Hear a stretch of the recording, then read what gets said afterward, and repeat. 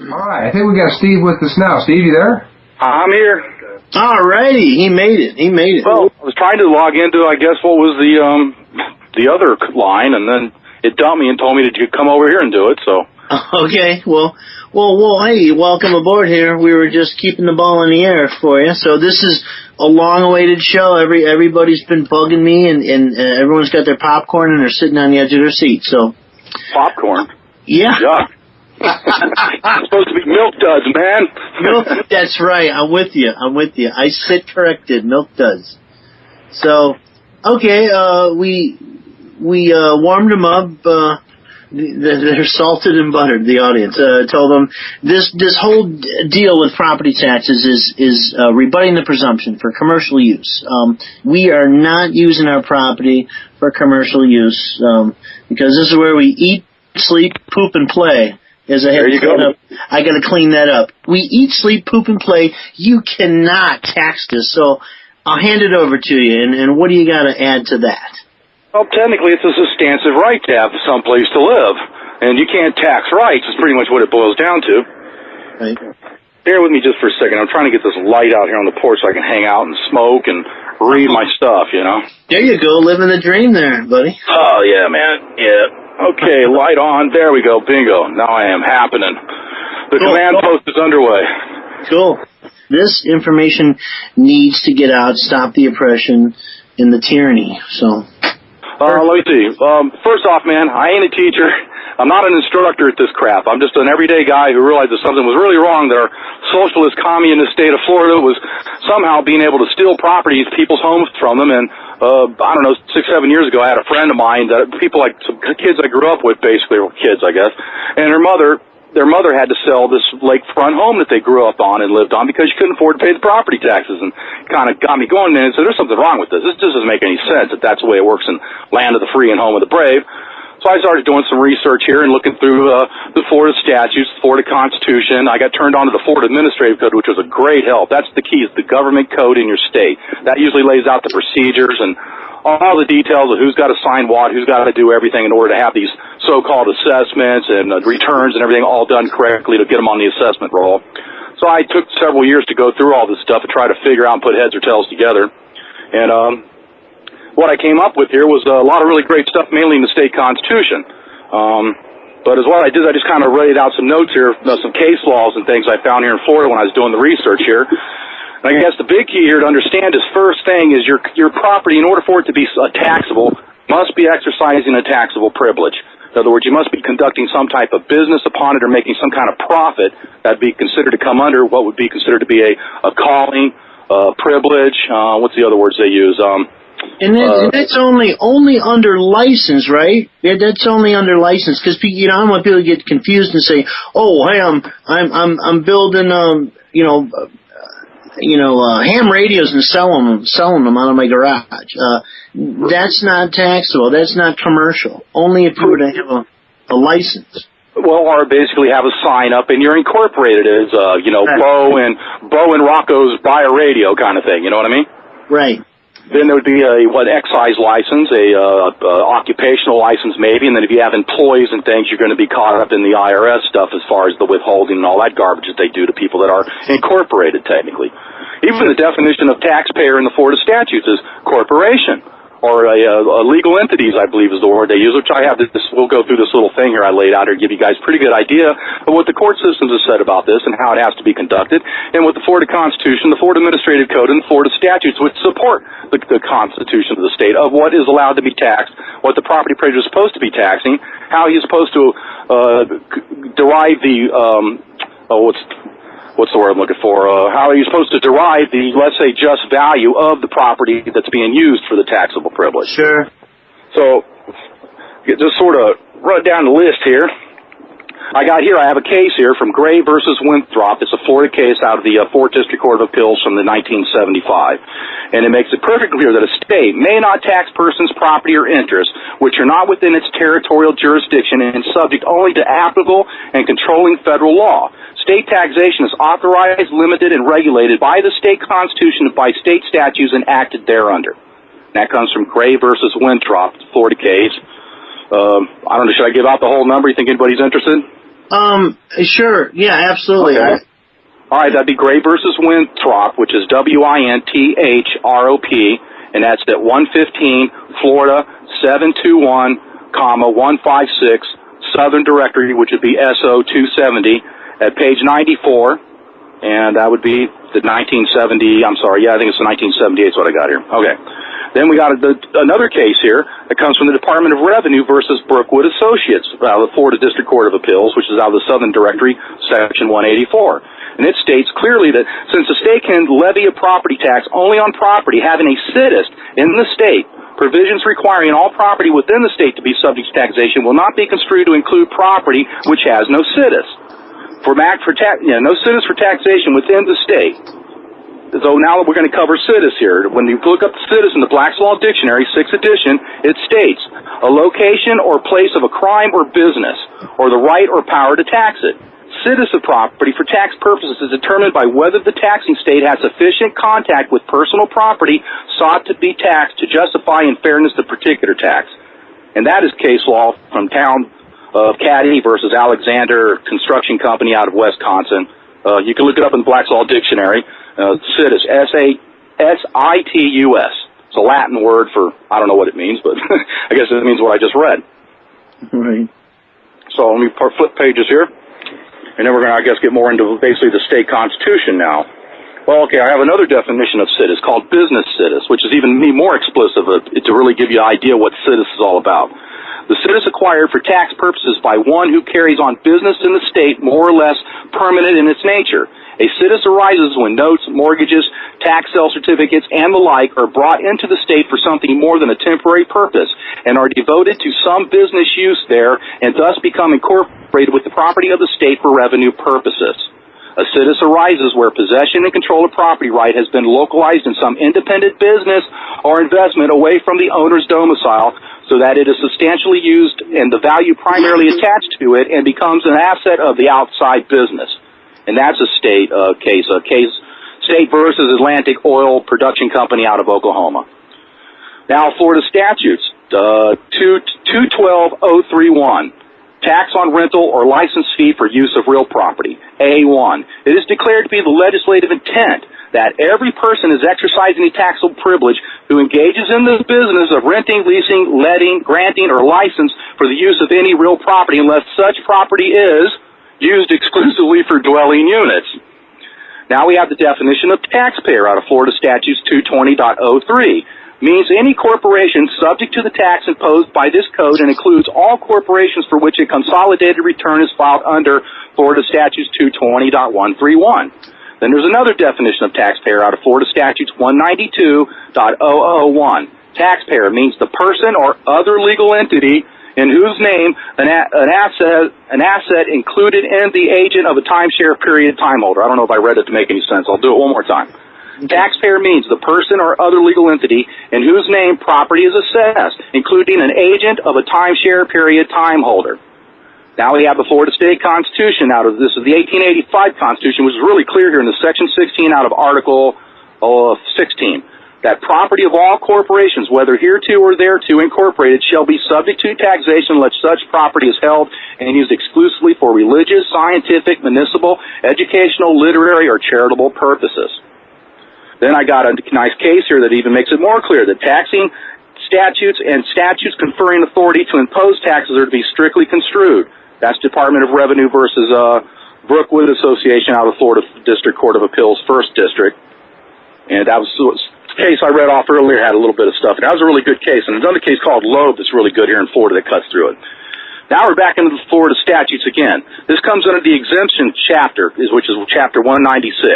196-181, exemption of household goods and personal effects. There shall be exempt from all taxation to every person residing and making his or her permanent home in this state household goods and personal effects. Now, let me make this clear. There shall be exempt from taxation to every person residing or making his or her permanent home in this state household goods and personal effects. Title to such household goods and personal effects can be held individually or by entities jointly or in common with others. Now we get to the Florida Administrative Code, 12D-7.022, exemption of household goods and personal effects. Here, this defines what household goods and personal effects are. only household goods and personal effects of the taxpayer. Now remember, we're talking about taxpayers now, which are actually employed in the use of the serving of the creature comforts of the owner and not held for commercial purposes are entitled to the exemptions provided in section 196, 180, 140 statutes.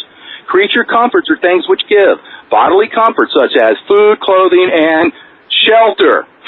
Common commercial purposes include owning household goods and personal effects as stock and trade or as in furnishing and rental units. So, household goods and personal effects are to be exempt from taxation, and the Florida Administrative Code defines that as being creature comforts, which is defined as shelter.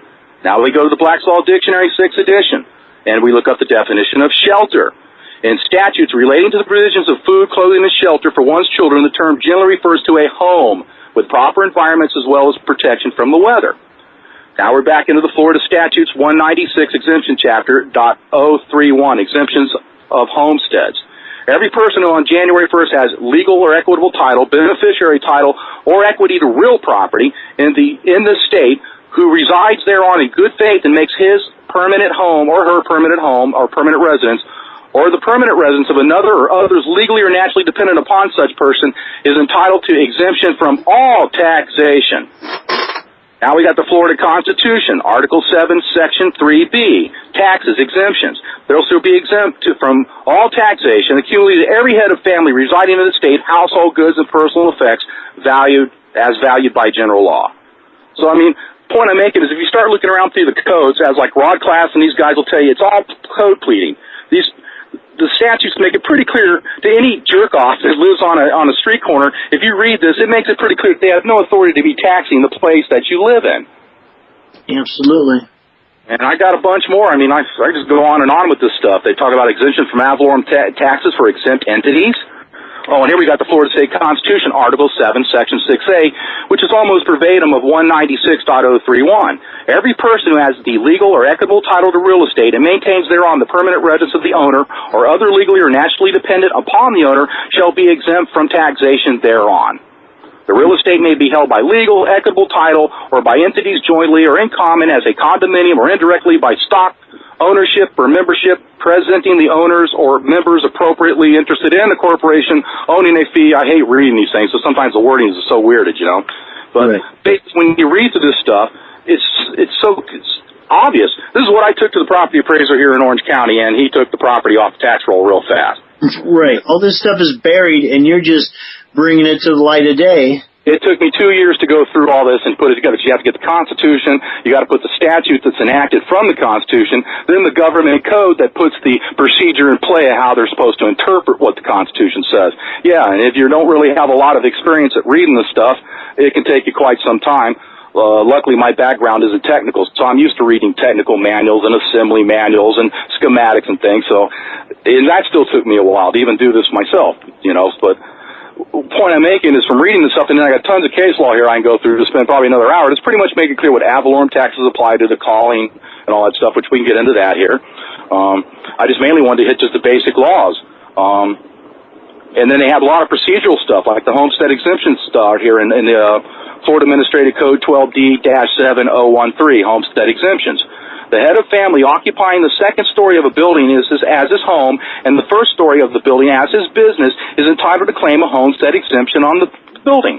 Now, basically what that's telling you is homestead exemption only applies to someone who lives on the property that they have their business on. If you're living in a neighborhood someplace where you have a little 200-foot by 150-foot square lot with a 3-bedroom house and a garage and a swimming pool, you would never apply for homestead exemption there. From everything I'm seeing here, the property appraiser is not even supposed to be talking to you.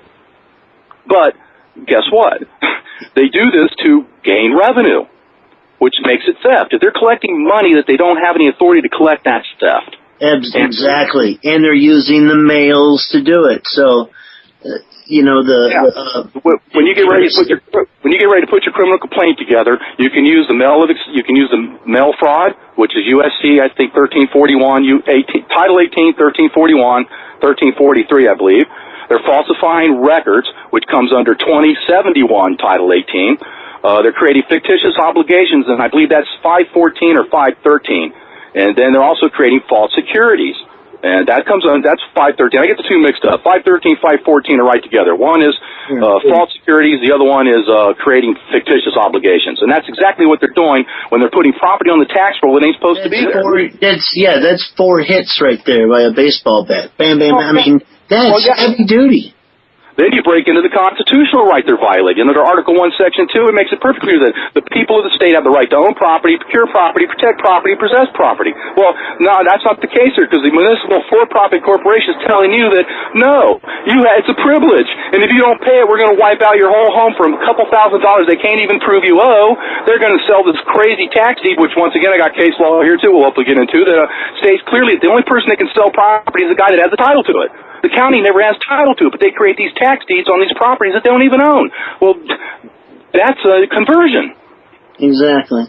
I mean, these people are doing this on a daily basis, on a monthly basis, yearly basis, and doing it all the time, been doing it for 50, 60 years, and none of the American stupid people who claim to be so smart ever reads their codes how they're supposed to be doing. So did you actually put together a criminal complaint? Yeah, we sort of went there. I have a friend of mine in the neighborhood that I somewhat knew pretty well, and about 3 years ago they went and took his house with a tax deed thing, and we just sued the crap out of them and made out really well. I don't really want to get into the particulars of that right yet, because I'm still trying to analyze what went on. We're still trying to get the synopsis of how we managed to do this, which was the fact that I did do a Title 42 1983 suit on them. And I laid most all this stuff in there, showing that what they did fall underneath those criminal statutes out of Title 18, plus the Florida statutes. I had a lot of Florida statutes for trespass and theft and conversion and fraudulent transfers, acting under color of law. Let me see, it was simulated processes under color of law. We got a lot of great statutes here for that stuff that fit this really well. So I drew up a really nice complaint on these guys and brought them to the early settlement table without one hearing. Now, the key point is when I got my property off the tax rolls and when I got a couple friends of mine here in the county off tax rolls. The funny part was when we went to Osceola County here, a friend of mine lives over there, and he wanted to do it. Well, the neat thing was the property appraiser here has been here for 40 years. So as soon as he saw this stuff, he knew where we were going. He knew what was up. He just didn't even give us an argument and said he'd take care of it. But when we went to Osceola County, it was a woman who'd just been recently elected within the last year. We're showing her this stuff, and she's totally freaking out. She'd never seen this before. She even had to call in some of her assistants to look at this and see what we were talking about and what we were doing. And it was quite an interesting routine, but eventually, about a week later, she calls us up and says, we took care of it. It's off tax roll. Didn't even have to go to court. Right, excellent. The point is, when you shove their crap in their face, what else are they going to do? And they're going to take a chance of being sued for who knows how many millions of dollars for doing this criminal act of extortion and threats through the mail and grand theft of private property and armed robbery, because that's what they do. They get you got the tax deed idiot who's going to come bang on your door and say, hey, I own your property. I just bought it from the county for a couple $1,000s or whatever they paid for it, you know. And you say, screw you, get lost, and he goes get rid of possession from a judge, which ends up with the sheriff out there with 20 people with guns to remove you from your home, loot the place, kill all your animals, do anything they can to put possession of the idiot that they sold the property to. Now, that ain't the biggest RICO organized crime outfit I ever seen. And we called them on it, and they buckled.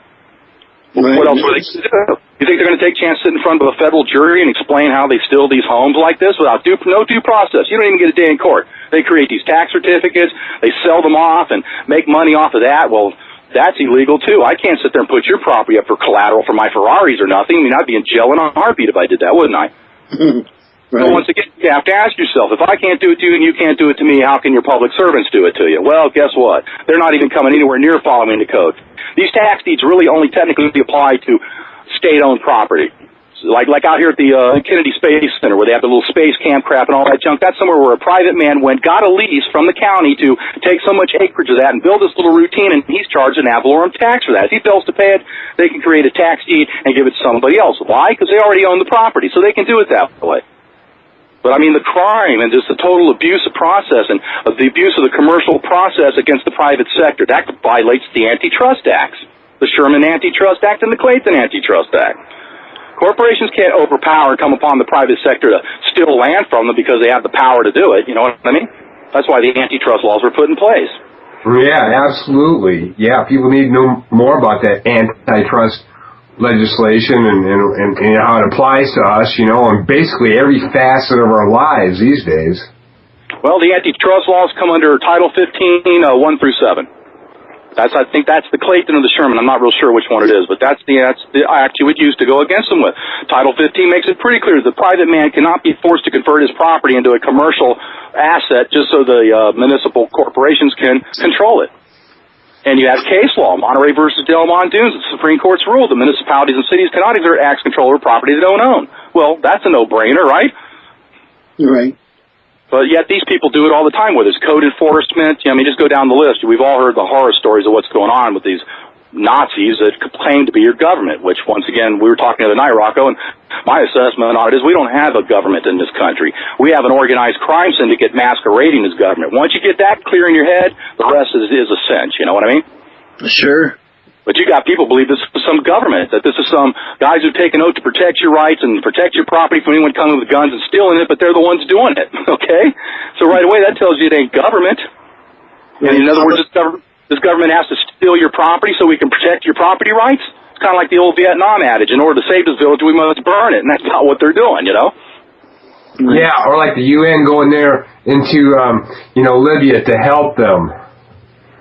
Yeah, Bo, you're a little not broke up, you're just kind of like really into the microphone a little bit. It's kind of distorting your voice a bit. I'm having a hard time making out what you're saying. Oh, I'm sorry. Yeah, I'm fighting the cold here today, too. I don't know if my settings changed or anything, but I was just talking about how the UN went into Libya and recently helped them. Right. Oh, yeah, you can, if you want to look at those so-called phony little wars we're having, that's all there to give them freedom. I mean, man, if you ask me, when you're walking around with an AK-47 strapped on your butt, I'd say you're a free man, wouldn't you? Yeah, here we are in land, the free home of the brave, and God forbid if you have a BB gun, you'll have a SWAT team bearing on your ass, ready to beat the crap out of you and cripple you just to save the people from you, you know? It's just, I can't believe that people go along with that crap. Sitting there watching this World War II flick the other night, I forget which it was, but had this little Frenchman riding a bicycle down a little trail, a couple of Nazi soldiers stop him, and start, where you been, where you going, where's your papers, looking through his stuff, like, man, that's a traffic stop here every day. But yeah, we're all convinced that we had to take out Hitler to stop that stuff, but it goes on here 5,000 times, well, probably 500,000 times a day here in land of the free home of the brave, same exact routine. But they got people brainwashed and believing that we're free, and what's the old saying, the best slave you could have is one that thinks he's free? Yep. I can shut up here for a minute and take a breath. Human farming. Well, we do have Mark Jackson joining us. I saw him. Oh, we're keeping him out of this, man. We don't want him in. Oh, you got him muted? Good deal. We got him muted. No, I muted myself. Self-moderation. Hey, guys. Just wanted to listen to Steve. This is the man I go to for rights advocation, let's say. Now, common sense is what we're lacking here, and critical thinking skills in the American public. That's why we're having these problems. But I can go on and on. I can read this stuff off. I got Florida statutes, real estate used as a homestead means real property. Now, remember, once again, real property is a commercial term. Chances are, if you're living in a home somewhere, you don't have real property. You have private property. That's something you got to remember. Real property, real estate, and estate, and all that stuff, that's all commercial terms for corporations like McDonald's. They have real property. Each one of those locations is real property for them because that's part of their assets. Even the definition out of the Black's Law Dictionary of real property, it states that land that is an incidental or appurtenant to land, that which is immovable by law except for the purpose of sale, embedments, industrial growing crops and things attached to it or forming part of the land, which are agreed to be served before the sale or under the contract of sale, shall be treated as goods and be governed by the regulation and sale of goods. That's how then it's out of Black's Law. It's got California Civil Code Section 658 there behind it. So, point is, the term real property does not apply to your property. And when you're using all these terms or doing a quiet title action, you call your property real property, big mistake, man. It's private property. Oh, that's good information too, because there's a lot of people getting on this quiet title action movement, if you will. And it's a good thing to know about the terminology. Yeah, and then once again, they use residential real property here. Now, here's what I found out of the Florida Constitution. Article 7, Section 4F, Taxation Assessments. For all levies other than school district levies, assessments of residential real property is defined by general law, which contain 9 units or fewer, and which is not subject to the assessment limitations set forth in Section A through C shall change only as provided by this section.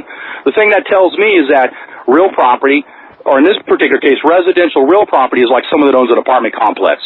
And if you live there, you can get a homestead exemption. Why? Because the Constitution gives you the right to have someplace to live, and they can't tax that.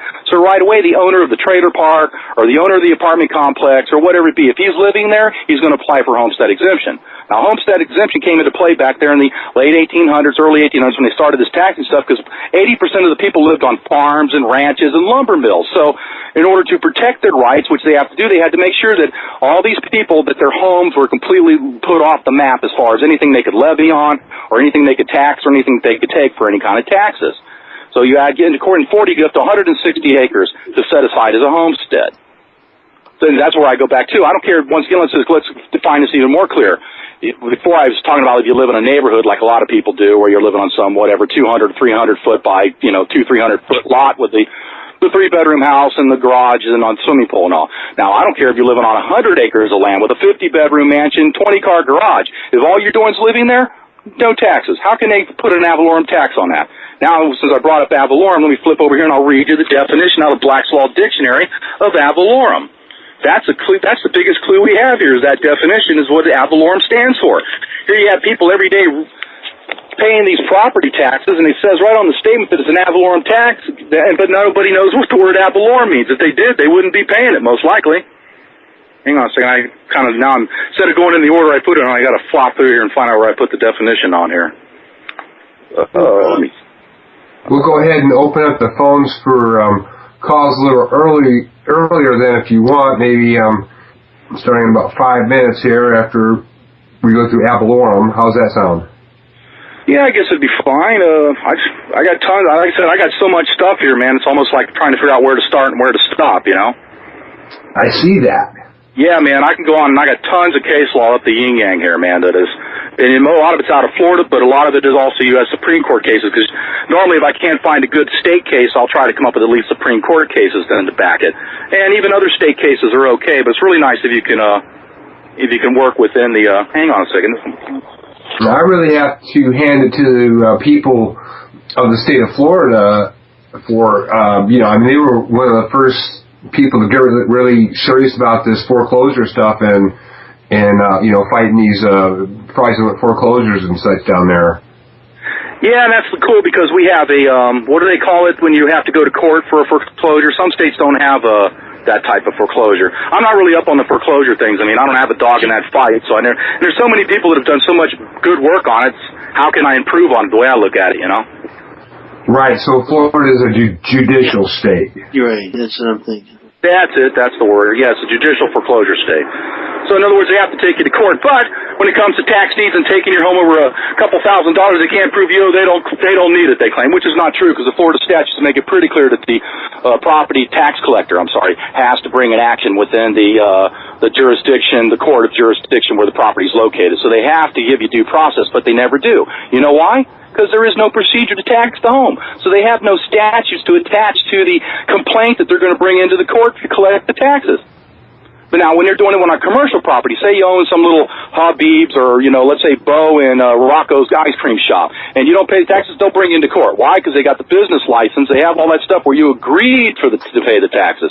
Then they can show the failure to pay. You know what I mean? Right. But when it comes to your homes, there is no procedure. That's why they don't do this. They'll never bring anybody into court when it comes to these tax deeds on homes. They just create the tax deed, and then most people usually abandon the properties, what it appears from the research I've done. When they realize they've lost it, they just move, But not everybody has anywhere to go, They're just kind of stuck there until a bunch of jerk-off with guns come and pull you out of there so they can give it to the people that they sold it to, You just go, my God, I can't believe this, They do this all the time, and they admit they do it all the time, which I like that. They just create the tax deed, and then you got. All right, from the Skype line, we have Chantel here with a question for you, Steve. Okay. Can you hear us, Chantel? I don't hear anybody. I hear you. So I do hear, but somebody is still. Oh, I know what's happening. I need to turn off the radio here. Yeah, please turn off your radio, folks, when you call in or Skype in, so we don't have that echo and such. Okay, go ahead. Okay. Good evening to all of my friends, Sexy Handsome Rocco and Baby Bo. Love you both. Moi, moi. And our special guest, Steven. Hello. Hello. Question for you. Okay. I appreciate all of your knowledge and what you're bringing forth, and it is truly needed.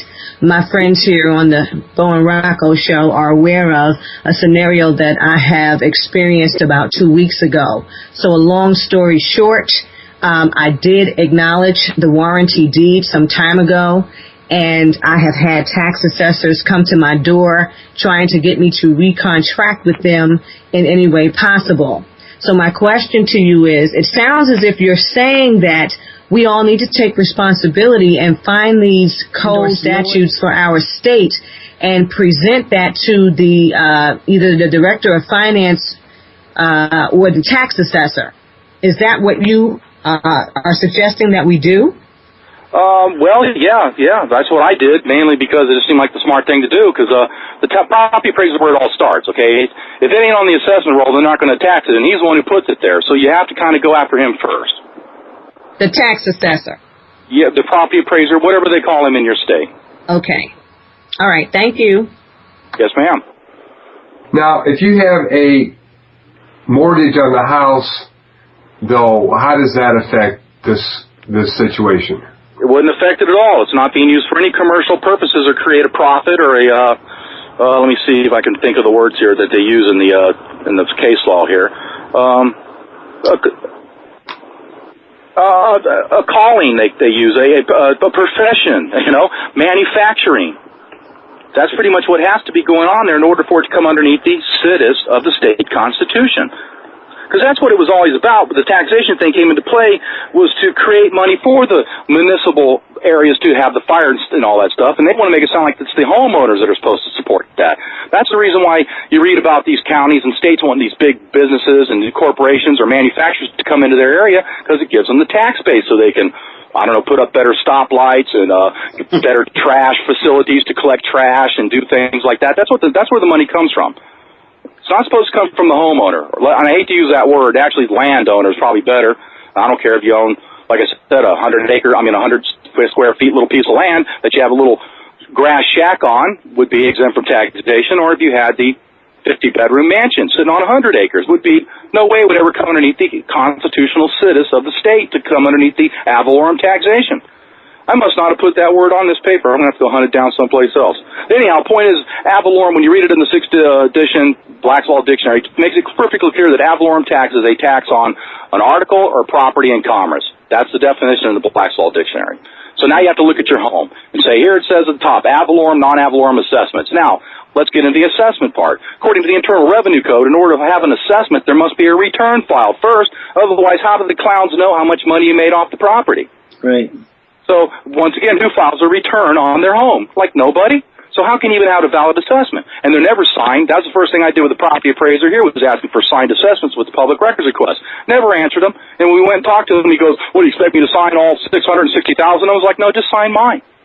So, point is, he never presented a signed assessment. Well, I got case law as long as my leg from this out of the tax courts of state. If there's no signed assessment, then there's no tax, is there? Correct.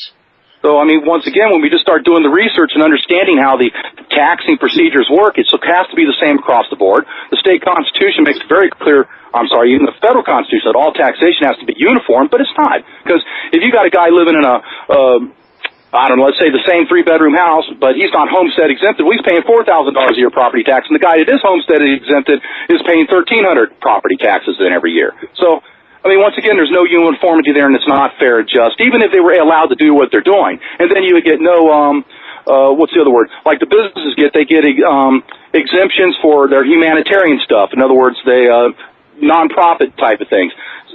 So I guess the point I'm making is, if you put a new roof on your house, they don't give you a tax deduction. If anything, they'll be raising it, because then they try to take the market value of your home, which that doesn't apply there either. The market value only applies to a developer who's just taken a bunch of land and made it all up into little parcels and built houses on it. And why he's selling it, that's when the market value will be placed upon it for an ad valorem assessment through the property appraiser, for the tax collector, for the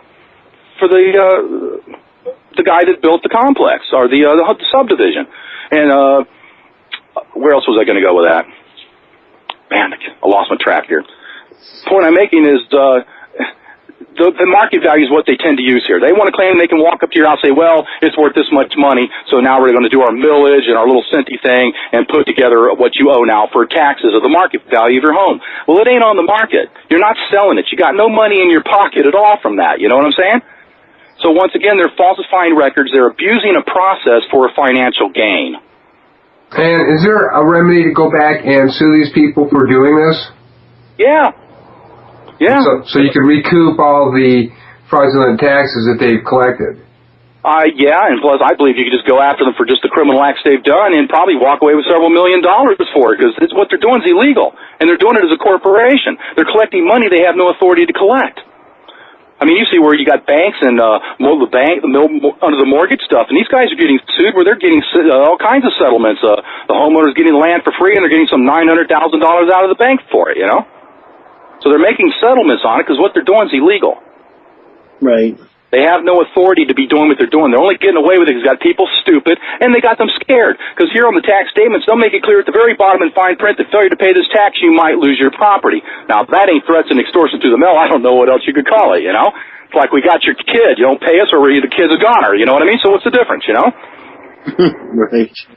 I mean, it just doesn't make any sense. Like I said, when you start using a little common sense and looking at what they're doing, and you're reading the Constitution saying I have the right to own property, but according to the for-profit municipal corporation, I only have that right as long as I'm paying the for-profit chartered corporation some type of protection fee or extortion fee every year to have my property. Otherwise, they're going to come with guns and just take it and wipe it out. And I'm just going to reiterate the point you're making here. You're recalling that you just went down there and talked to him, and then in the case with your friends, the same thing. You didn't even have to file a federal lawsuit against these guys. They just said, "Oh yeah, no problem. We'll take care of it." Yeah, that's because I went in there pretty much knowing what I was talking about and asking these pertinent questions. How do you get here when this says you can't do what you do?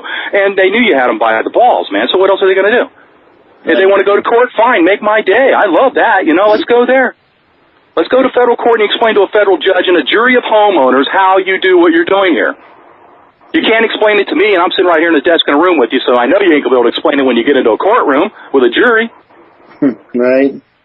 So that's the key. The fact is he was so evasive when we went there. I got this public records script asking for the procedure of how you tax private property. He looks up at it and goes, what's private property? I go, well, my home, my car. Oh, no.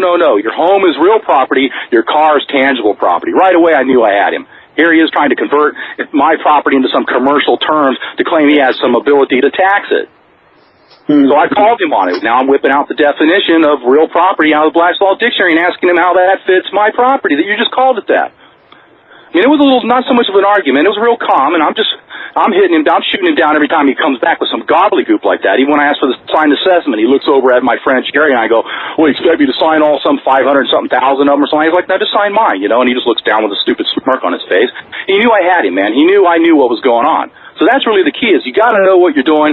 You have to understand what you're talking about, because I've given this information to some other people in Florida around the state, and they just gone in there the next day and they just shot them down, you know. I mean, you could just tell that the property appraiser and all knew that this guy didn't know what he's talking about. He's just walking in with some piece of paper he got off the internet or something, you know. So you have to know what you're doing, know what you're talking about, and understand what laws they're breaking. And when you're able to come back at them going, well, gee, that's simulating lawful process under color of law under Florida statutes 843.08, 551, 2, and 3. Well, that comes underneath the prohibited acts, which is identical to the RICO Act there, you know. So I'm sitting there popping this stuff off at him, so he kind of figured that he knew that this would not be good for him. So it was easier to just take my house off tax roll. And he did it to my buddy Andy's house. He did my older sister's house, and that's what we've done over the last 5 years, and they don't receive no tax statements, get nothing from them anymore. It's not even on the tax roll. It doesn't even come up on their website anymore. Nice. Point is, everybody can do this. Every state has to have the same thing. My wife's parents live in Arizona there, Tucson, and I was looking through their constitution a little bit, and we found the household goods and personal effects, almost same thing, even making the point that it's to be excluded from the tax roll. And the Florida Administrative Code says the exact same thing. Household goods and personal effects are to be excluded from the tax roll. But guess what? They got your household goods and personal effects, which is defined as your shelter, on the tax roll. That's falsifying an official government document for financial gain for the corporation. So that's the key, is knowing the stuff well enough to be able to rattle that crap off to them when you're talking to them, and that tends to intimidate the crap out of them because they're not used to anybody doing this to them. They're used to most people wanting to go in there and deal with the Value Adjustment Board and talk their little bull crap about, oh, my property's this and that. It shouldn't be this much. It should be this much. Why would you ever do that? I mean, it's like, how do you get the authority to tax to begin with is where everybody should be going, but instead they want to argue about they think their taxes are too high. Well, what makes you think you owe a tax on it to begin with? Just because all the other monkeys have been doing it for the last 50, 60 years? Right. That's kind of my... There's a breach of fiduciary duty lawsuit, follow up with the tax assessor on that.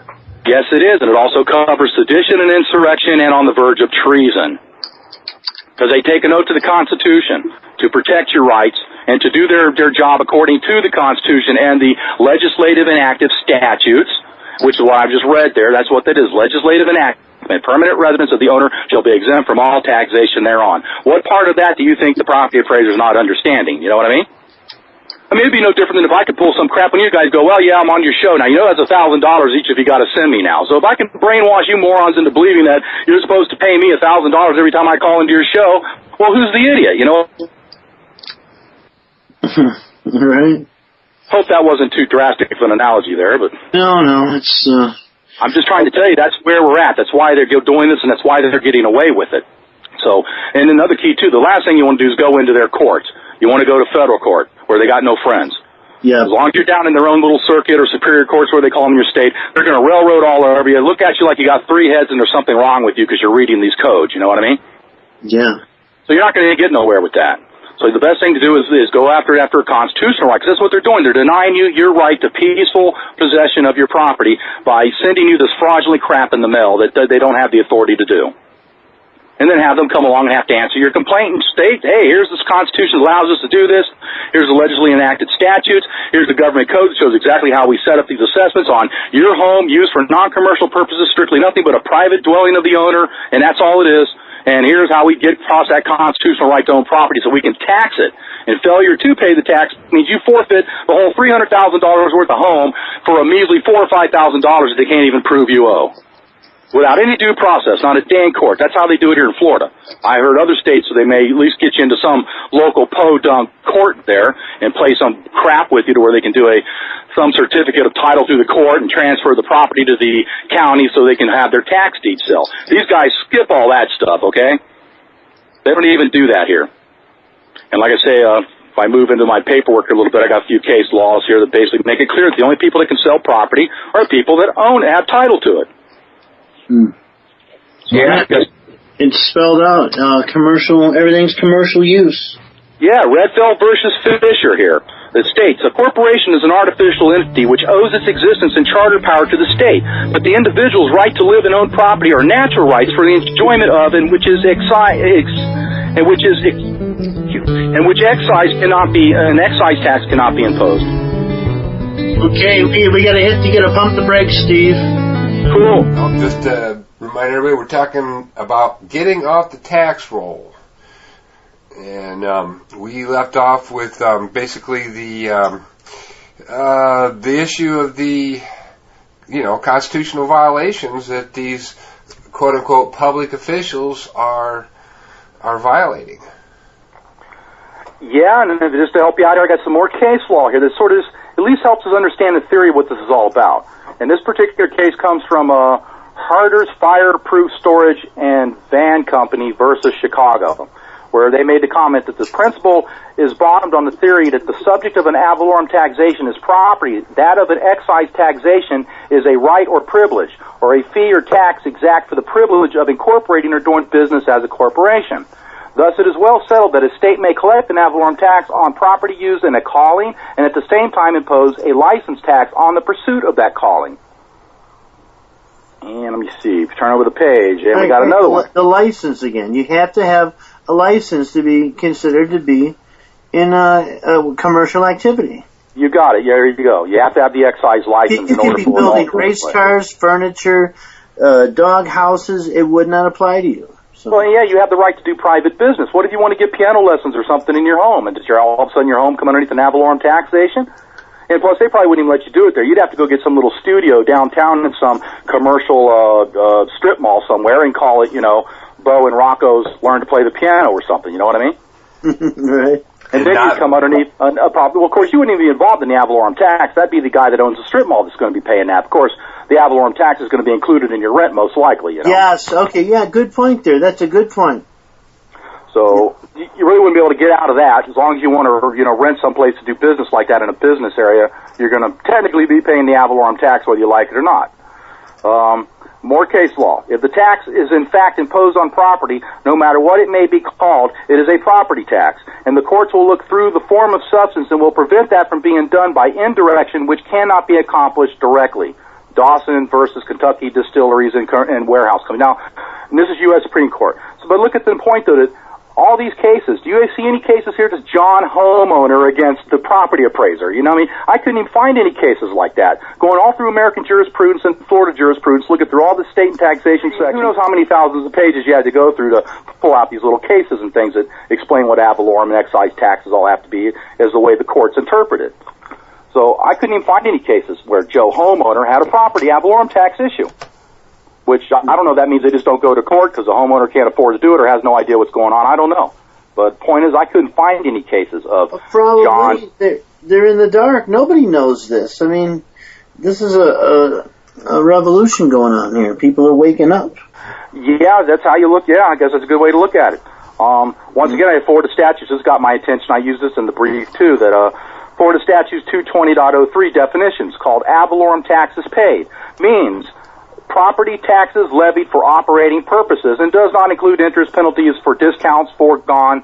In addition, the term ad valorem taxes paid for purposes of the credit of 220.182 means the ad valorem taxes is paid on all new additional real or personal property acquired to establish a new business or facility business or a business expansion. So, I mean, every time you start reading through these tax codes, that's the key, too. When you're reading through the taxing statutes in your state, maybe don't pay so much attention to what you're seeing, but pay attention to what you're not seeing. Nowhere are they describing the place that you eat and sleep and do all that stuff.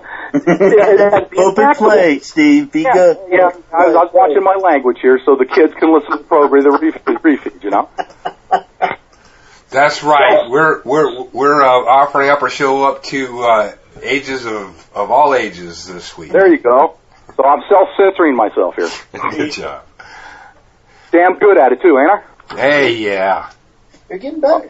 Yeah, and like I say, I got case law. I can sit there and read the stuff all night long, but it all pertains to businesses done, passed to raise revenue as distinguished from property taxation, and it's imposed upon the right to exercise a privilege, and its payment is made in condition to the exercise of the privilege involved. The principle is the imposition of both an excise tax on a privilege, activity, occupation, or calling. That's the terms I was looking for. Privilege, activity, occupation, or calling. And an ad valorem tax on property used in the exercise, conduct, or performance of such calling or privilege or an activity is not invalid as double taxation, because they had a few cases where people were saying, hey, I'm paying an excise tax and I'm also paying an ad valorem tax. They thought there would be a double tax. Well, they're not. The excise tax is the privilege to do the business. The ad valorem tax is being taxed on the equipment and the property you use to do that, like the bulldozers. And, I mean, you just go down the list. Of course, that comes under tangible property then. So you have tangible property, you have real property, and then they have, what's the other term? I think the main two terms that tend to be used in the statutes here is tangible personal property and then real property. And this is all property that's being used for the business, whether it's the tractors and trucks and things you use, even the stalls and things. If it's a wood shop of some kind, though, that's going to be your personal, tangible property. They're going to go in there and hit the table stalls up and do a valuation of what someone would pay for that if they were going to buy it the next day. And then all that's laid out in the assessment, then, of what you would owe and technically an ad valorem tax. The point I guess I'm really getting down to is it appears these people are abusing a commercial process and applying it to the private sector for technically financial gain. And as we discussed earlier, that's theft. If they're collecting money they don't have authority to collect, and they're doing theft, they're doing it in an organized crime fashion, and racketeering. It fits RICO really well if it gets down to it, because you can probably find 500,000 pieces of property in every county they're doing this to. Another way to look at it, too, is they're using this money. We can't even find out what they're using the money for. Obviously, that's where they're getting the money for all their cameras and their SWAT teams and their armored vehicles and their helicopters. So here we are funding our destruction by paying these people this money that we don't even owe them. That's the answer right there. If you ask me, they've tricked us into paying for our own demise. If you just look at the tax rolls in general, you'll see that almost 80% of the properties on the tax roll are properties that aren't supposed to be on the tax roll. So if they're collecting $1 billion a year in property taxes, cut that down 20%. That's what they truly should be collecting. Then they wouldn't have the money to do all this crap that they're doing to us, technically.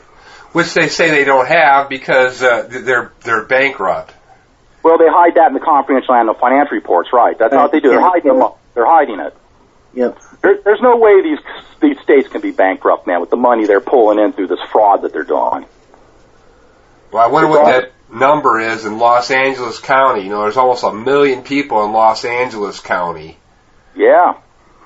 And just think of every house you pass by in the neighborhood, it's probably paying some $3, $4, $5, who knows, $10,000 a year in property taxes on that house, that home. And all they're doing is eat, sleeping, and, you know. 9 million, I think, yeah. Oh. Yeah.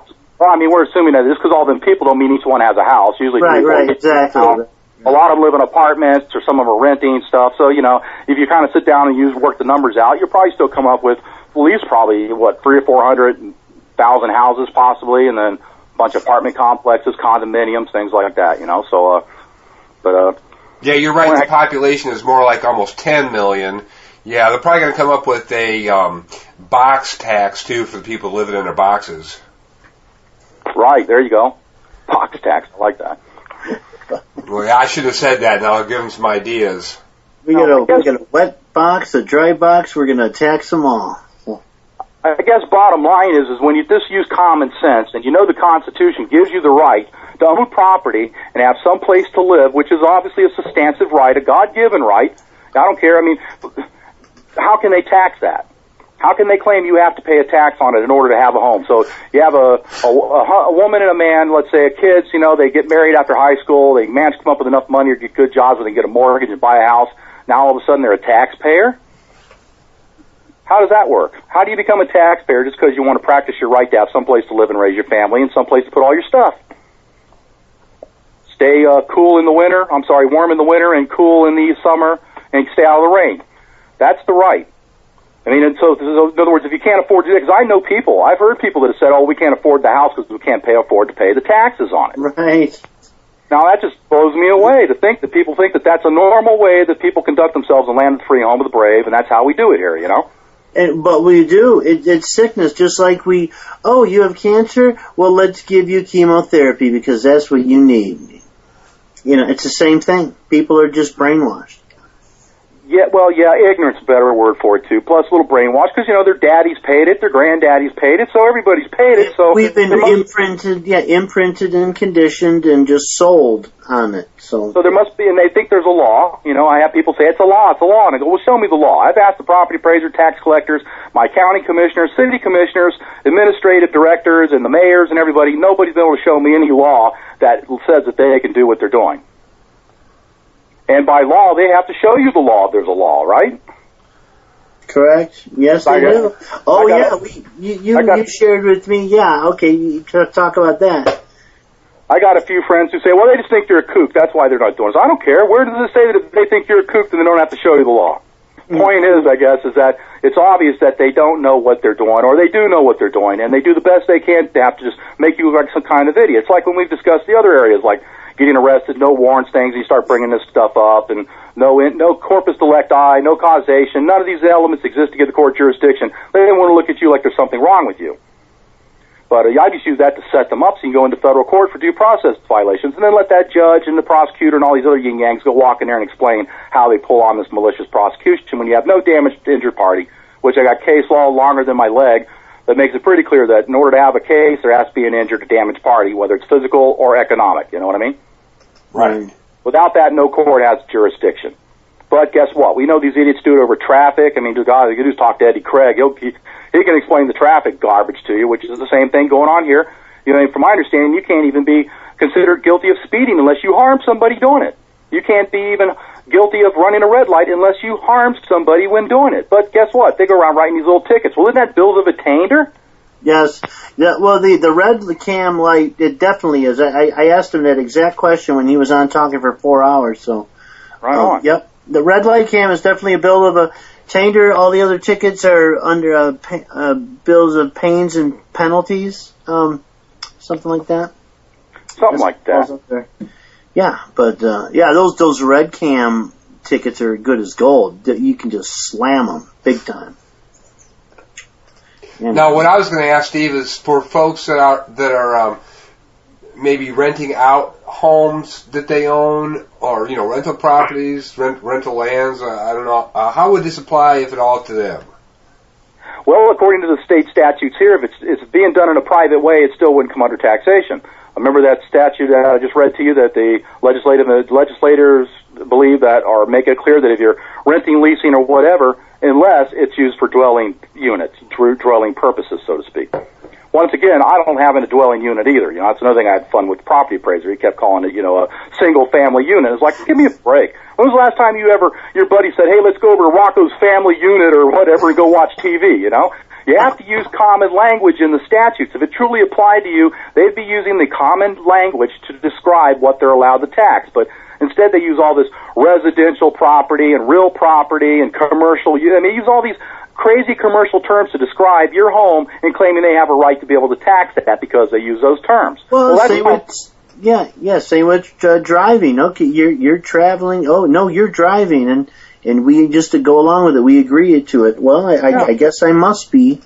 I've never driven in my life. I travel in an automobile. Right. And that's it. I ride in the automobile. When you go back through history, did you hear it?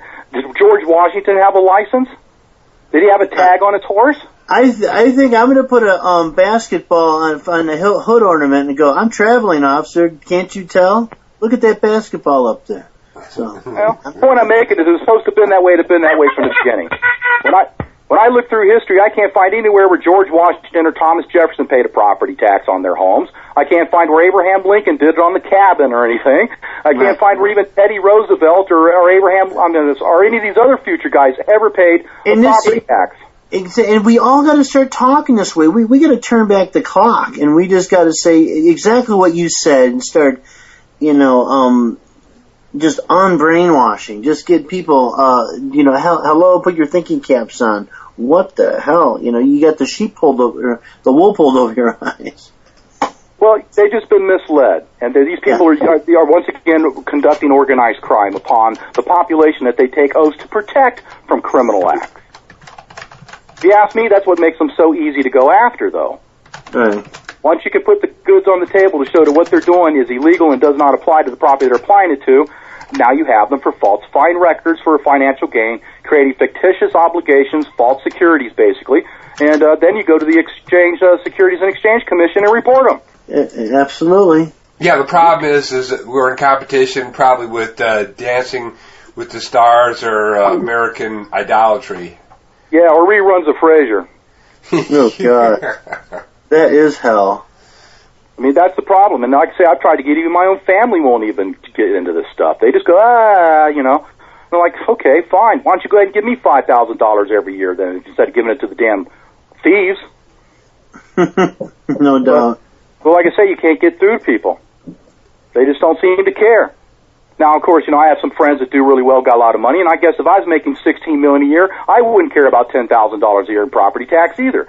But when you're an average guy making $40,000, $50,000, $60,000 a year, maybe the wife is making about the same or half, and you're getting yanked out for $3,000 or $4,000 right there before Christmas, as all he comes up in November, that's kind of quite a yank out of the bank account, if you ask me, Yeah. Oh, yeah, it is. Yeah, it is. There goes your, hey, that could be Christmas right there. Yeah, you see, I'm populating the chat here in the Skype thing here with some stuff. Oh, good. Guys will find it interesting. Yeah. No, that's good. Now, what's astounding is Chantel was actually sharing with me the mentality of this tax collector that showed up at her doorstep the other day, and I mean, they must be programmed to believe this stuff because they gave her a form and said, here, fill this out. It's the law. Okay, I've never seen a law making me have to fill out anything, especially since, he didn't even want her to read it. I can kind of help you out there a little bit. Some of the appraisers have been around for a while, no. But you have to think about this now. These appraisers get elected. Now, they come into an office that has a bunch of these morons that have been there for 20, 30 years doing this stuff. All they do is go, here, Mr. Appraiser, here's what we do. Oh, sign this, He has no clue what he's doing. He's just got the elected office and the tag, I mean, that's what I found out in Osceola County when we talked to the woman there. You could tell she had no idea. She'd never seen this stuff before compared to the one here in my county. He knew what we were doing. He'd seen that we'd done our homework, and he knew he could not beat that. So just to limit the damage, just take the property off the tax roll and hope you go away and don't go sue them for it, And you're going to go back and sue them for the past, or what? Nope. I'm okay with this. I found it more fun to go after them for the property that they stole from people I know and just go get it from them. Well, good man. That's the answer right there, if you ask me. You know, we all got to lend a hand to our brother, especially these days.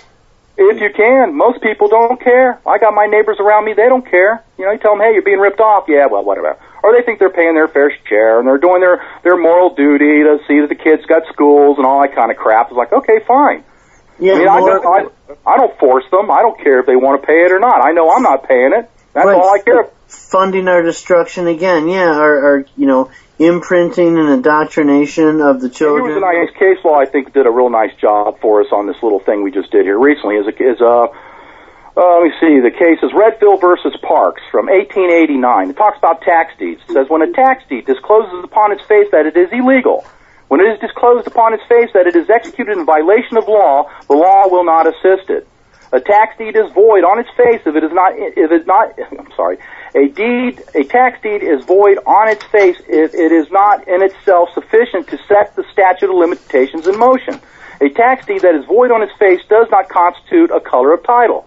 No statute of limitations can then be brought to aid its validity. That's what I use to bypass the statute of limitations. So I don't care if some guy that comes to me and says, hey, 10 years ago they stole my property with a tax deed, we get to go sue them for it. This case law right here tells us that the statute of limitations cannot protect an illegal deed that was there to strictly do nothing but steal property with it, you know?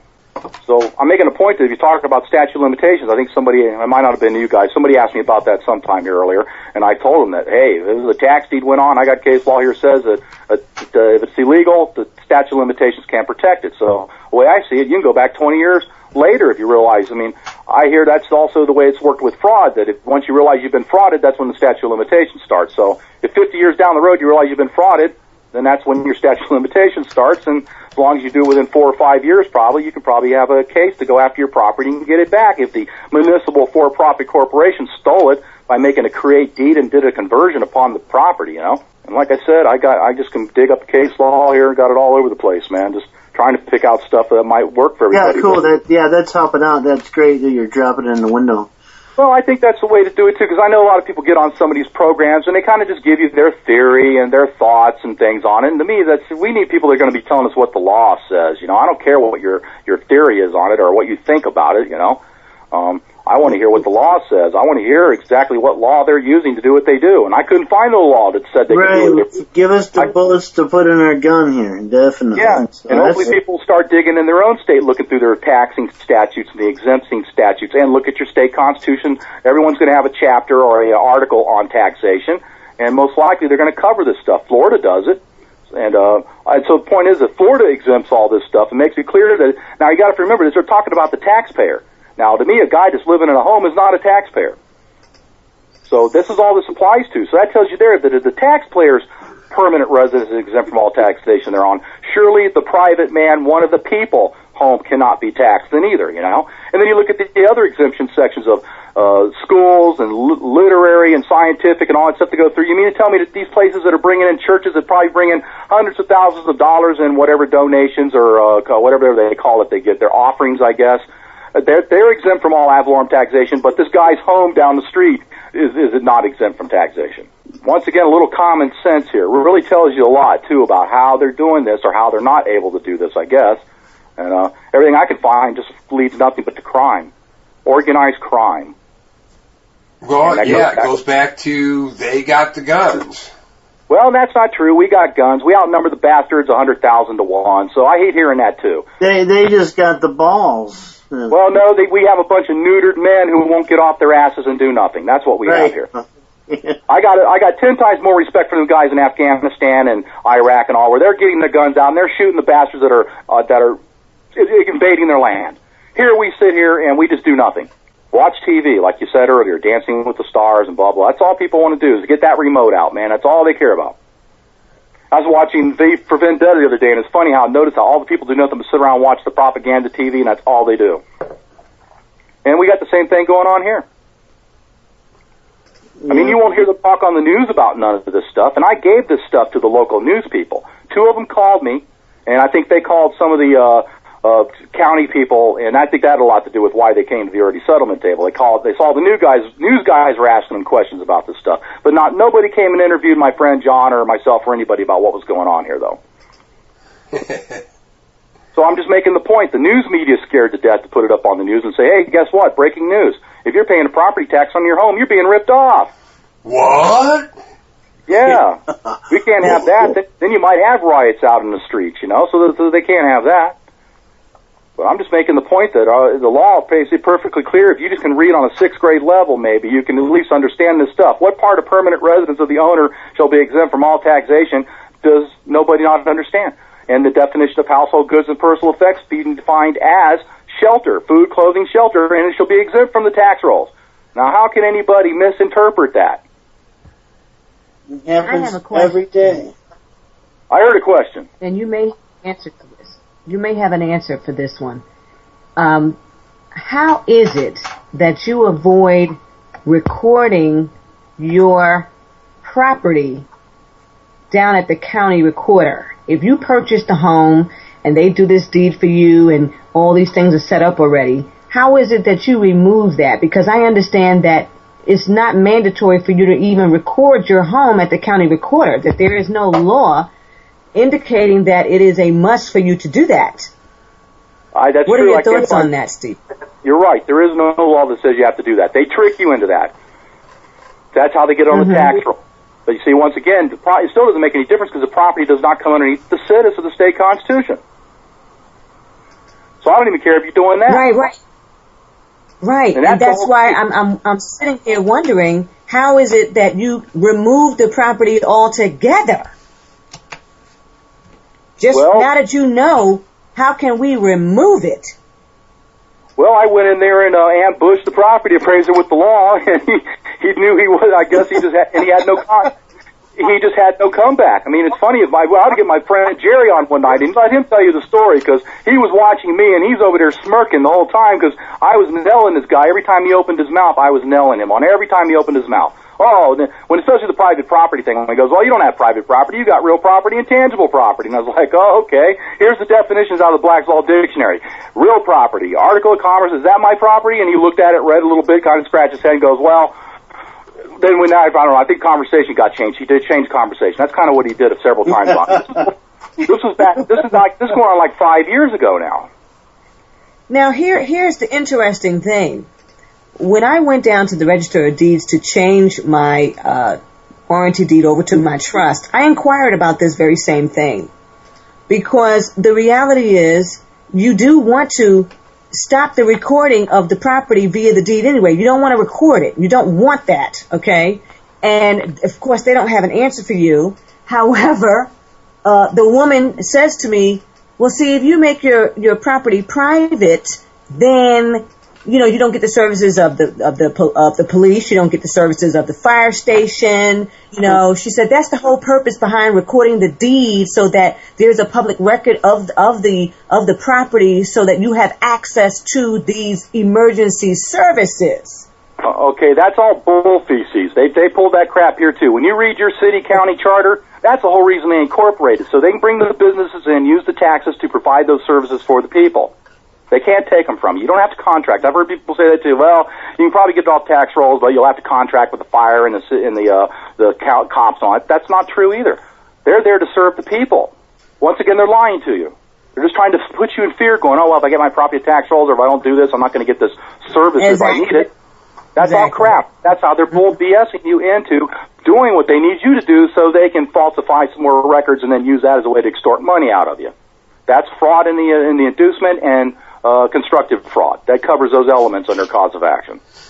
And the key is knowing how to go after them for it. See, most people don't know how to conduct a suit. They've used the public school system to make sure that you don't know a damn thing about law. They want you to go hire a third-party arbitrator known as a bar attorney to do it for you. Well, he's not going to do it for you.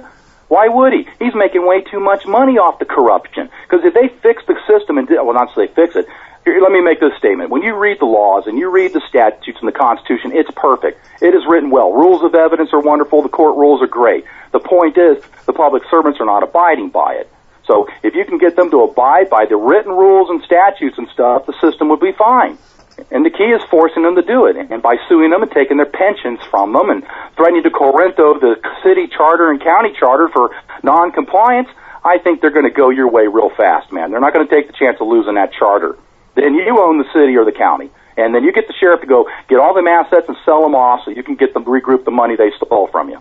That's how the system under the law is written. That's how it works. Well, I think that we all need to figure out how we can individually remove, our property, whether it be by a allodial title, unrecord the property, or have it, reclassified as private.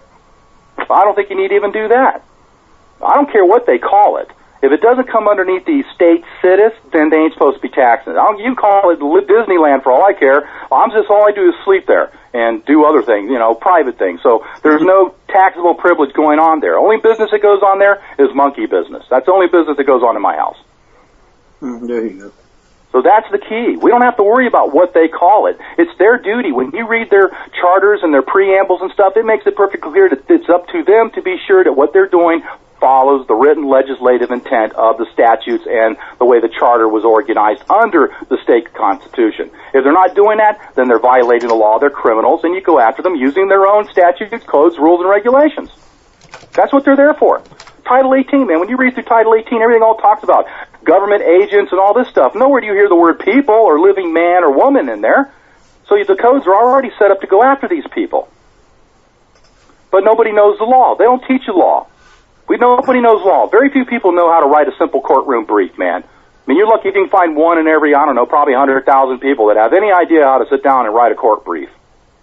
That's our problem. We don't know how to use the law to protect our rights against the organized crime that calls itself government. And it's up to us to put it back to government, to make it what it's supposed to be written on paper, so it serves the people instead of stealing from the people. And it's up to us to do it. And we're going to do it one house at a time, one street at a time, one neighborhood at a time, one city at a time, one county at a time. That's how it's going to get done. If you straighten out your county and have them going by the written procedures and codes and statutes and regulations and in context with the state constitution, you don't have to care what your state capital governor says or does. You don't have to care what Washington does. Your county will work just fine, and people will be paying the taxes they're supposed to be paying them, and the cops will be leaving the people alone. Code enforcement will stay off your property because they have no authority to be there.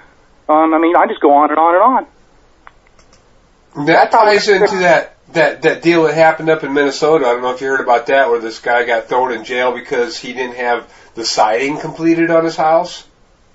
Yeah, I hear from them people on a daily basis. Yeah, there's a bunch of them there. Yeah, but once again, here's the cool. The Orlando Charter here, under the Power and Duty section, which I believe is the Chapter 13, Section 64.1, makes it perfectly clear that the ordinances that they can write only apply to city-owned, leased, or controlled property, period.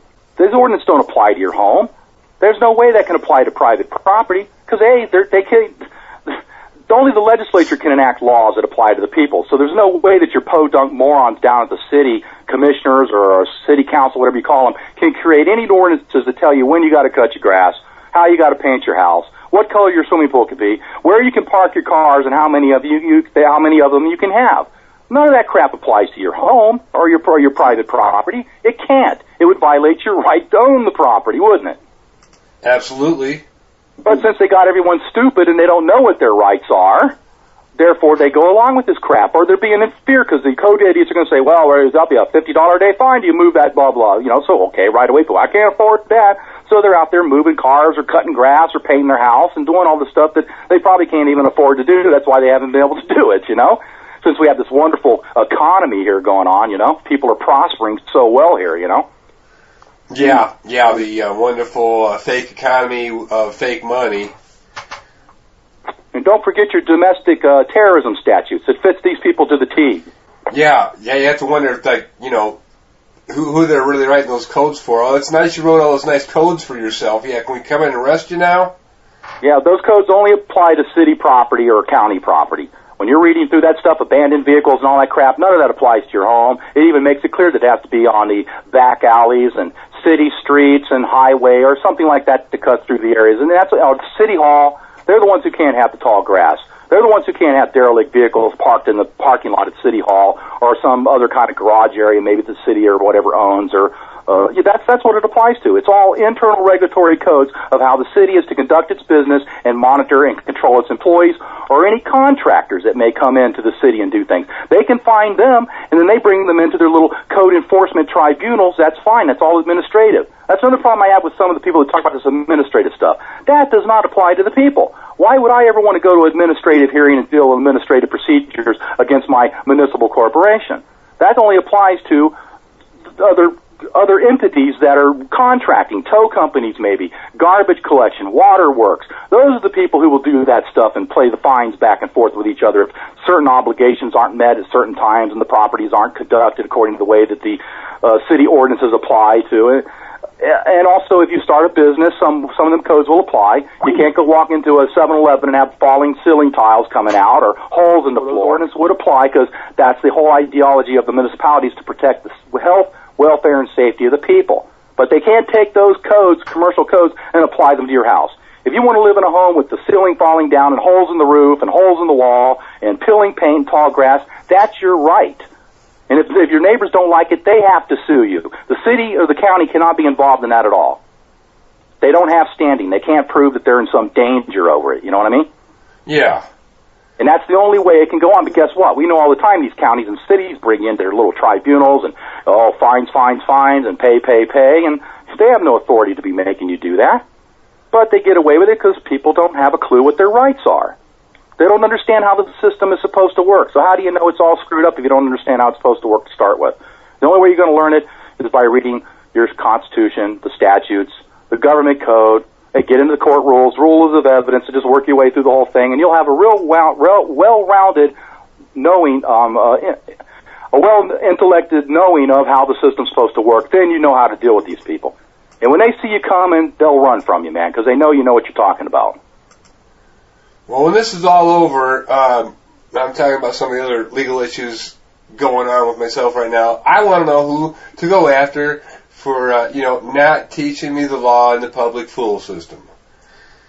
There you go. Yeah, the public school systems have done more to destroy the American freedom and destroy the American prosperity than anything else we've ever had here. I tried to go back to college a while back here. I had to drop out because the propaganda was just too in your face. I mean, I'd go to Spanish class, and there'd be some propaganda in the Spanish movie about global warming. I went to astronomy, the global warming. It's just ridiculous.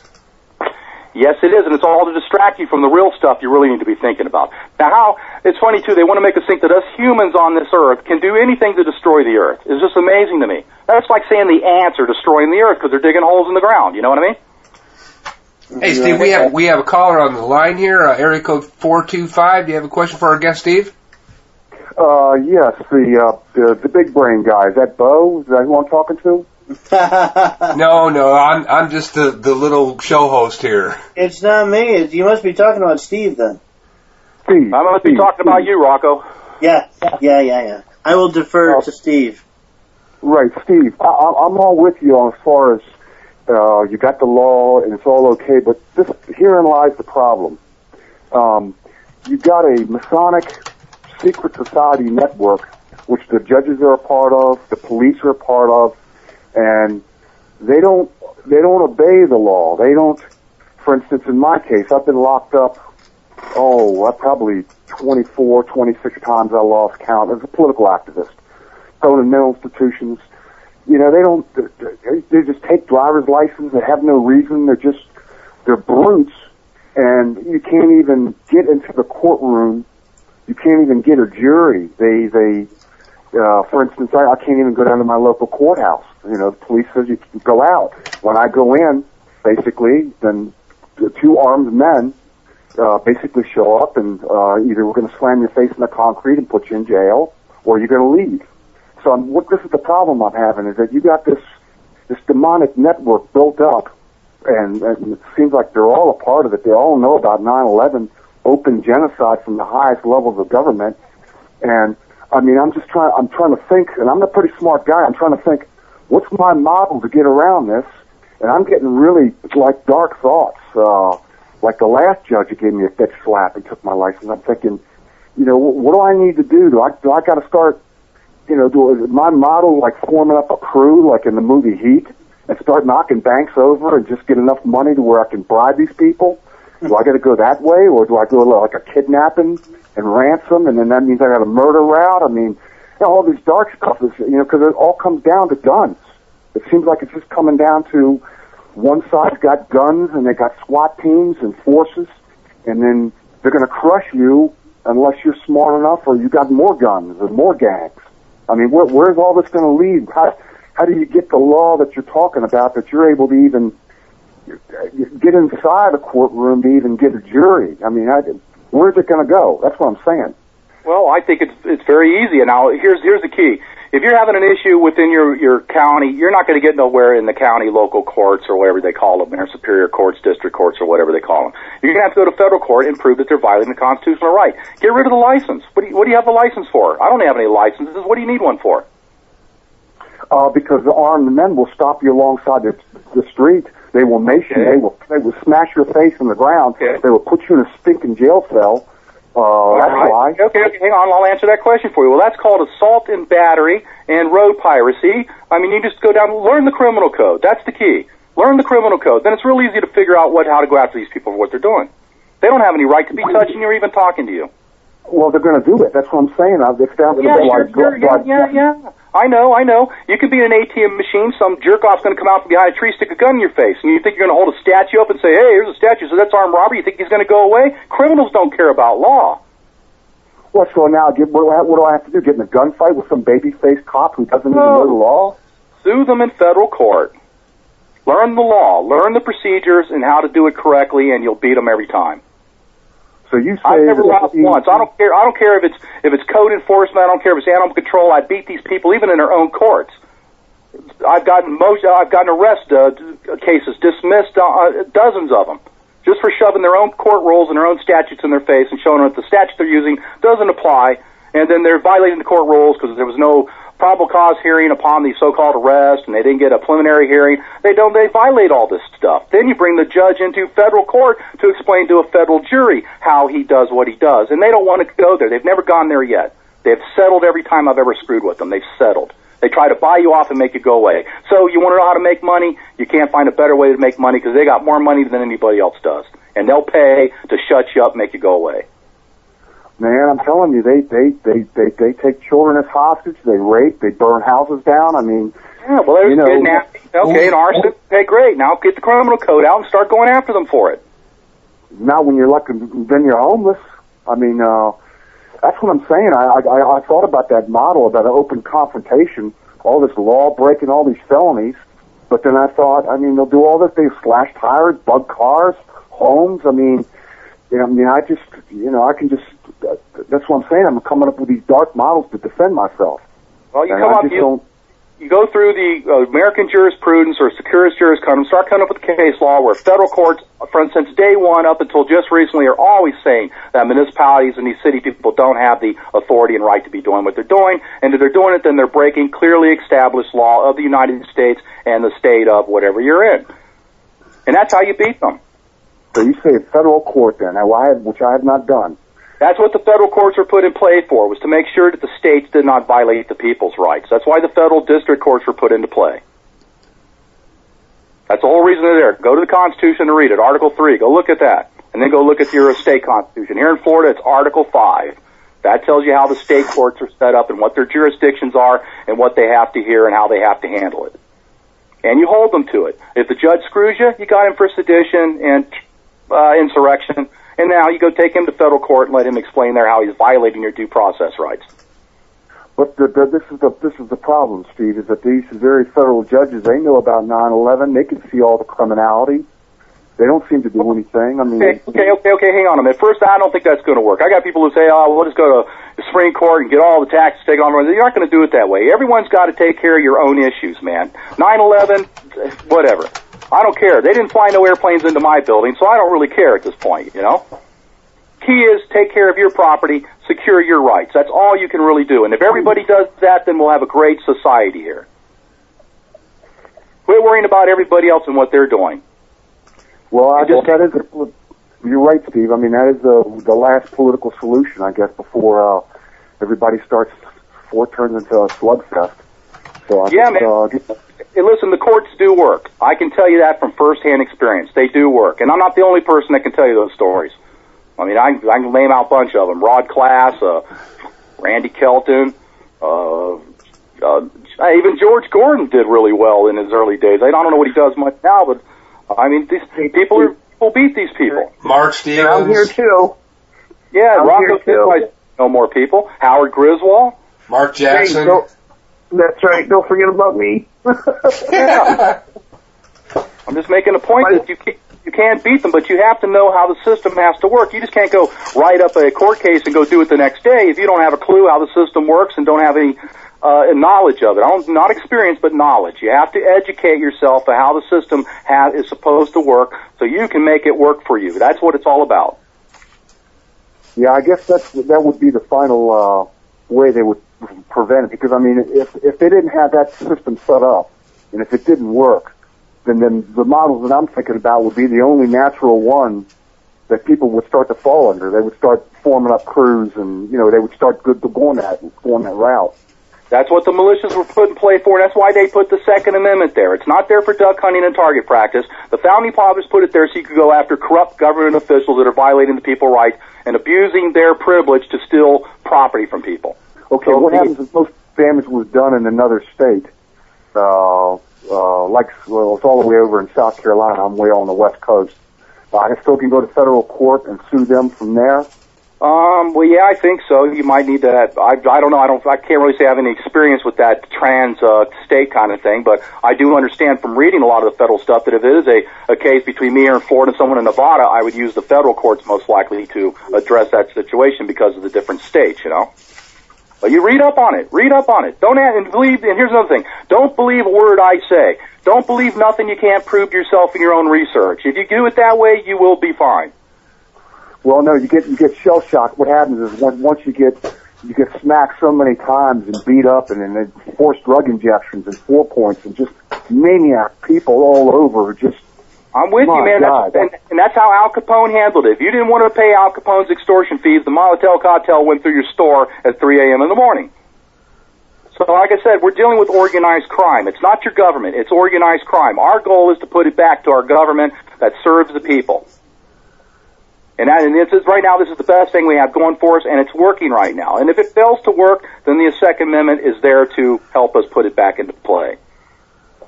So you say skip state court, just go right to federal, like a civil law. Well, I do it under, civil rights. And the only way, and the criteria for that is you have to prove you have a constitutional right and that they have violated it. And that ain't hard to do if you understand your rights, you know what I mean? But as I said earlier, most people don't know what their rights are. Have you read? We lost our caller. Might have cut out there. Yeah, there's a lot of people, I'm afraid, that are like that caller out there. The best advice I think I could give from my experience is forget everything you ever learned in school about the legal system and everything. You got to get a magnet across that hard drive and just defrag completely and start over. There you go. You're right. Yeah, you're going to reformat that hard drive and load it with some good stuff. What is it? Garbage in, garbage out. You know what I mean? Right. So we want to get rid of the garbage and make sure that you have the Constitution, the state statutes, the administrative codes, government codes, and if you can find American jurisprudence or your state jurisprudence and corpus secundum, my tongue tie that every time. Corpus juris secundum. Yeah. Yes, and come up with this stuff. I just got a girl I know here in Florida, some library she was at gave her American jurisprudence, all 130 volumes of it. Told her if you can get it out of here, it's yours, because they got all new ones. Wow. I mean, that'd be cool. Yeah, to have that in your house would be awesome. Oh, my goodness. So I'm just saying, this is the key. We have to start understanding the research and get the knowledge that we don't have. I think even the Bible says, my people perish due to lack of knowledge. Well, that's what's happening here. We're all perishing and losing. See, these people can't take your rights from you. All they can do is BS you and force you into not exerting your rights. And that's what they're doing. And that tends to be sedition, insurrection, fights equals treason. You know what I mean? And there's laws. That's a hanging crime. That's a hanging crime. So let's go after these people for this stuff and hang them. And use the court systems to do it. Get the convictions, get everything you need in a lawful court, which you can they're there. They're there. They're working. They still work. We get case law all the time. Look what they're doing to the Obamacare. Even the Supreme Court saying this is socialist crap medicine and it's unconstitutional. We can't do that here. Right. I mean, just only 3 or 4 years ago, the U.S. Supreme Court held up the Second Amendment. I mean, look at what they do when you actually put the law in front of them and someone does it right. They'll do the right thing. They usually do. Thank goodness about that Supreme Court on that Obamacare thing. At least that gives me some hope here. I just read that. Yeah, but I mean, you're seeing it all the time. Though, I mean, I read appellate court cases that come out all the time. The foreclosure stuff, they're making it very clear that here in Florida that if the foreclosuree doesn't have the corrective complaint, which would be the original link signed notes, able to produce all that documentation, then they can't even bring a foreclosure into the Florida court systems now. Well, I'm just making a point that there's people all over the place getting their homes free and clear now, getting out of their mortgages because of that. Because these banks have sold all this stuff off, and I mean, if you got a loan through Barnett Bank 15, 20 years ago, Barnett Bank doesn't even exist. Who's got standing to sue for the mortgage? You can just go down the list, and it works the same way with everything else. If you can lay out the law, the charter, the ordinances that they're using against you with like a code enforcement issue, I beat them every time. Even in their own courts. I don't even have to go beyond. I never even had to appeal nothing. I had a friend of mine that got arrested on, I guess, about 2 years ago at the courthouse. He was in there raising hell with the clerks over how much he had to pay for copies and stuff, and they got kind of ticked off of him. They did a trespass warning on him. He goes back in there 2 months later. One of the clerks there recognized him, so they had him arrested. Well, I got the case dismissed in about 4 weeks by, hey, you got the constitutional right under Article 1, Section 23 of the state constitution to have access to the courts, which shall not be denied, delayed, and without sale, all that stuff. So right away we had a constitutional issue that they're denying him access to the courts by trespassing him from the courthouse because he argues with the clerk. So they dismissed the case right away, and then we went and sued them in their own court, and they settled with us for like $120,000. And I used that Travazan versus City of Tampa for the false imprisonment for $60,000 an hour, had a $500,000 claim, and they came and settled with us because they knew they weren't going to beat us. There was no way. And hey, when you're reading the trespass statutes, it says the only person that can do the trespass warning has to be the owner of the property. Well, who owned the courthouse? The clerk, well, hold on, right, everybody owns it, but the point is the clerk that signed it had no authority to sign it, so I had her for falsifying a document and creating a fictitious or a false report to police, and I hit her up with those statutes out of the Florida statutes here. And they didn't want to go nowhere. The judge, county judge, dismissed it within 4 weeks. By the time we got the motion hearing, I filed the motion, got all that done. We had a hearing on it. The judge just looked at it, and he's reading off the address going, holy, that's here, you know? And he keeps reading on through, and he's like, I'm sorry, but we can't, we have to dismiss this. You can't do this. And I had a judge, county judge, say that to the prosecutor that was trying to prosecute it. I mean, I can come up with, I can sit here and talk all night on this stuff. I can come up with at least 20 examples of where I've done the exact same thing because these people don't know what they're doing. They're abusing the process, wanting to use it in their favor to protect them from the crimes they're doing against people. And, well, I'm just saying, if you plead it right, if you understand how to plead law, how to write pleadings, you'll beat the crap out of them. Louis Ewing, excellent.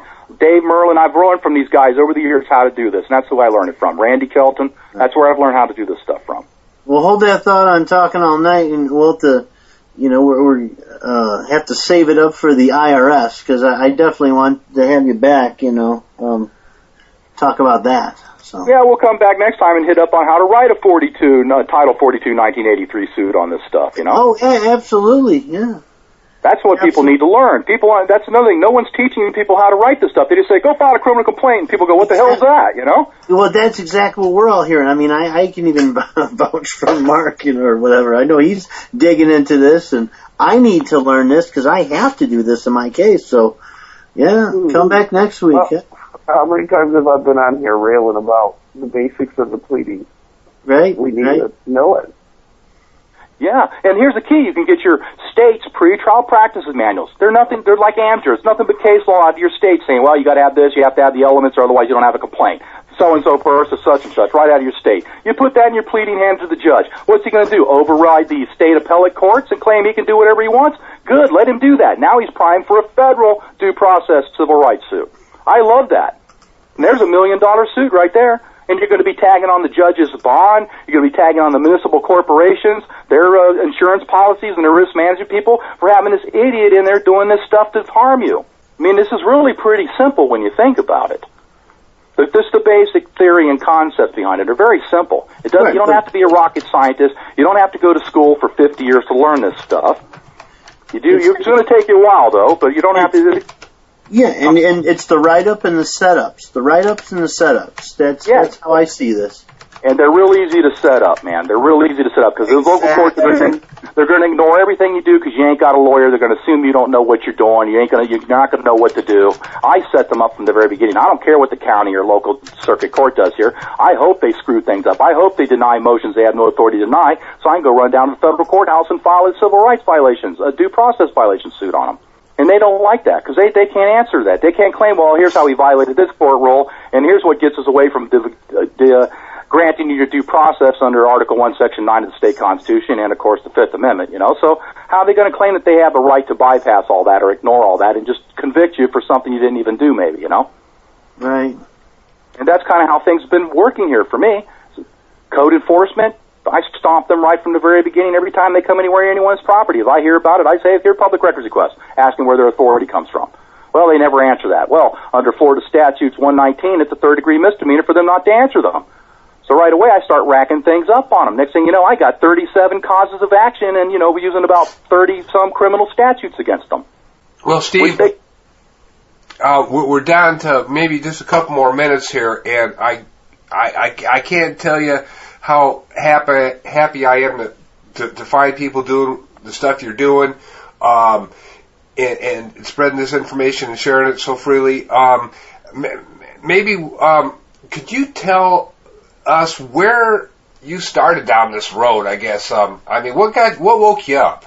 The driving stuff kind of caught my attention there back in the early 90s. You know, the licensing thing. Why'd I have to screw with this and tags on your car and all that crap? Didn't make no sense to me. So I started reading the DOT code and realized none of that applied to me. And then things just kind of led up from there. And I told you about the woman that I grew up with her kids and had to sell the house on the lake because she couldn't afford the property taxes. So that got me into going through the statutes and reading up on how this works and how they can do what they're doing. And I just one of those guys. And plus, I'm a technician out of the shuttle program. I worked for Rocketdyne for 20 years, launching space shuttles.